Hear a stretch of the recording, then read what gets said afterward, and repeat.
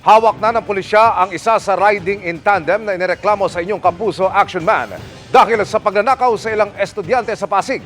Yan at ang isa pang hulihan sa lungsod sa aking eksklusibong pagtutok. Matapos naming maipalabas sa Kapuso Action Man segment ang idinulog sa aming problema ng mga holdapan sa Barangay San Jose sa Pasig, natakip ng Pasig Police kagabi ang isa sa riding in tandem na nang-hold up ng mga estudyante sa naturang lugar, makaraang mambiktima raw muli ng isang mag-aaral sa kabilang barangay.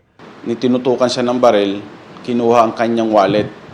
After niya matutukan at kinuha ang wallet, dali-dali itong umalis yung suspect. Mabuti na lang po at nandito po ang ating mga kapulisan na nagpapatrolya. Siya po ay may mga kaso na po ng robbery at involved din po siya sa illegal na droga. May lahing dayuhan ng suspect na positibong kinilala ng mga biktima bilang siyang nang hold up sa kanila. Ang naging ebidensya natin dito, yung positive identification ng estudyante na naging biktima. Once there is opportune time is tinutukan niya ng firearm and then kinukuha niya yung mga gamit.